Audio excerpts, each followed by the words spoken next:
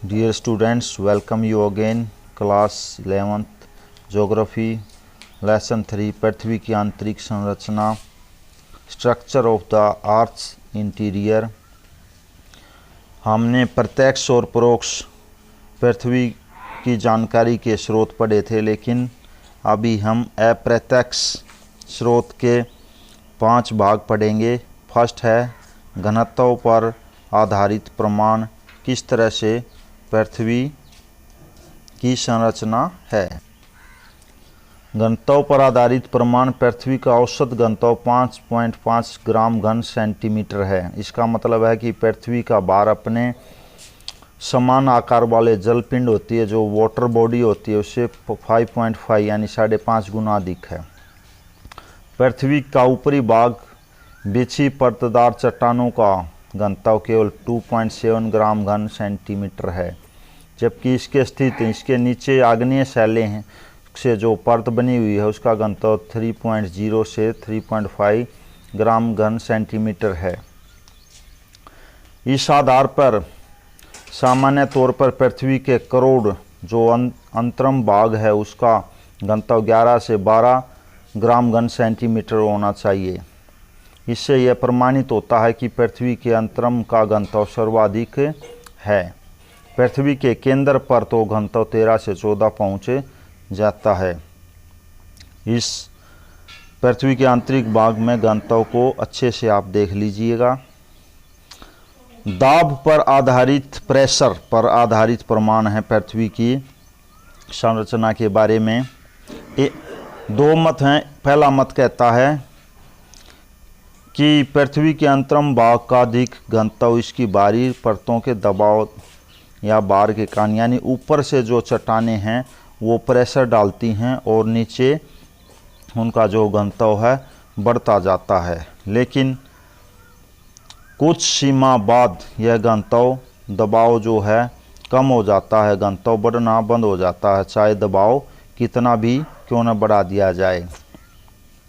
अतः बढ़ा हुआ दबाव क्या होता, फिर चट्टानों को ठोस अवस्था में नहीं रख पाता। इस आधार पर दूसरे मत के अनुसार पृथ्वी का करोड़ धातु से बना है, जिसके भार के कारण यहाँ घनत्व अधिक है, 11 या 12 ग्राम घन सेंटीमीटर। एक और चित्र देखिए पृथ्वी के आंतरिक भाग में दाब। तीसरा है तापमान पर आधारित प्रमाण। पृथ्वी के भीतर तापमान बढ़ता जाता है, ज्वालामुखी विस्फोटन तथा गर्म जल के झरनों से यह बात साबित होती है। गहरी खानों और गहरे कुओं से भी साबित होता है। धरती में नीचे जाने पर गर्मी बढ़ती जाती है। इस गर्मी पर तापमान में वृद्धि के कई कारण होते हैं, जैसे रासायनिक प्रतिक्रियाएं, आंतरिक शक्तियां, रेडियोधर्मी पदार्थों का स्वतः विखंडन। सामान्यतः आमतौर पर प्रत्येक 32 मीटर की गहराई पर 1 डिग्री सेल्सियस तापमान बढ़ जाता है।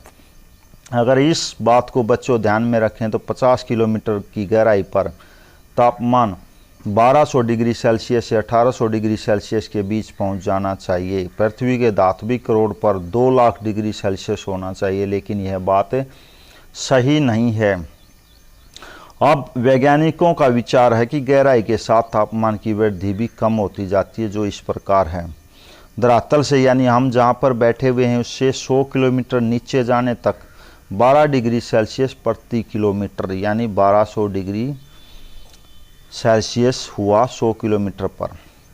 100 किलोमीटर से 300 किलोमीटर यानी 200 किलोमीटर का जो फासला है वहाँ पर 2 डिग्री सेल्सियस प्रति किलोमीटर बढ़ता है, और 300 किलोमीटर से नीचे जाने पर 1 डिग्री प्रति किलोमीटर, यानी हर 1 किलोमीटर के बाद 1 डिग्री तापमान बढ़ता है। इस आधार पर जो धात्विक करोड़ है उसका तापमान 2000 डिग्री सेल्सियस है, परंतु अनेक विद्वान इस मत से सहमत नहीं हैं। उनके अनुसार पृथ्वी के करोड़ में 6000 डिग्री सेल्सियस तापमान होना चाहिए। इतने अधिक तापमान में करोड़ के पदार्थ ठोस अवस्था में नहीं रह सकते, वे तरल अथवा गैसीय अवस्था में होंगे।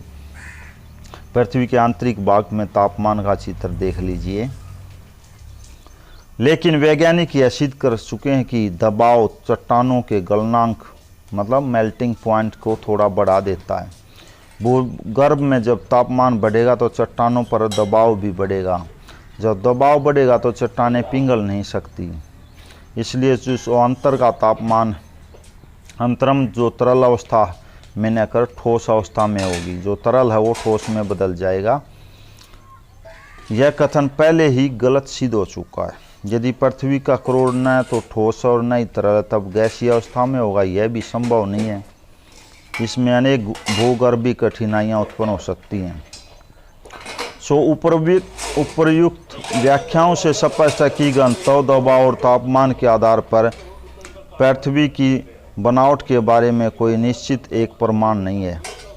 यहाँ पर वुलरिज तथा मॉर्गन ने पृथ्वी की आंतरिक भौतिक अवस्था के संबंध में निम्नलिखित 3 निष्कर्ष निकाले हैं। क्या क्या हैं? अत्यधिक तापमान के बावजूद धात्विक करोड़ की तरल चट्टानें भारी दबाव के कारण ठोस पदार्थों जैसा आचरण करती हैं।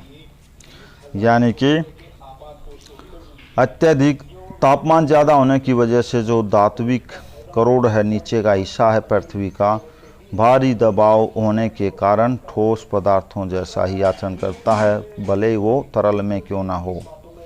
ये चट्टानें प्लास्टिक अवस्था में हैं, जिनमें लचीलापन होता है, इसी कारण इनको प्लास्टिक अवस्था का नाम दिया गया है। अतः दबाव के कारण 2900 किलोमीटर की गहराई तक ठोस प्रतीत होते हैं। आंतरिक सतह का कुछ भाग दबाव के घटने या तापमान के बढ़ने से तरल हो सकता है। अंदर का जो हिस्सा है दबाव के घटने और तापमान के बढ़ने से लिक्विड तरल हो सकता है। ज्वालामुखी क्रिया का आविर्भाव हो सकता है। उल्का पिंडों पर आधारित प्रमाण। अंतरिक्ष से भूतल पर गिरने वाले उल्का पिंडों से भी हमें भूगर्भ को जानने में सहायता मिलती है। यह सही है कि उल्का पिंड भूगर्भ से प्राप्त नहीं होते हैं, बल्कि ऊपर अंतरिक्ष से आते हैं।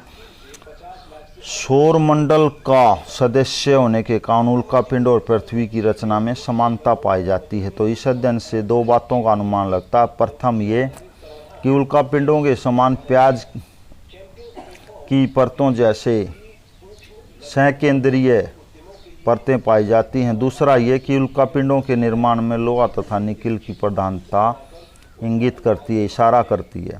पृथ्वी का केंद्रीय भाग ऐसी भारी धातुओं से बना हुआ है। 5वां है भूकंपीय तरंगों पर आधारित प्रमाण। जैसे ही भूकंप आता है, उनके आधार पर भी पृथ्वी की संरचना के बारे में जानकारी मिलती है। 1909 में मोहोरोविसिस ने की थी। क्या भूगर्भ की जानकारी की पहली कोशिश किसके माध्यम से? भूकंपीय तरंगों के माध्यम से। 3 प्रकार की मुख्य तरंगें होती हैं बच्चों। पी प्राइमरी, प्राथमिक वेज कहते हैं इनको, इनकी विशेषताएं और आगे की जो पृथ्वी की संरचना के बारे में है नेक्स्ट वीडियो में पढ़ेंगे। Thank you.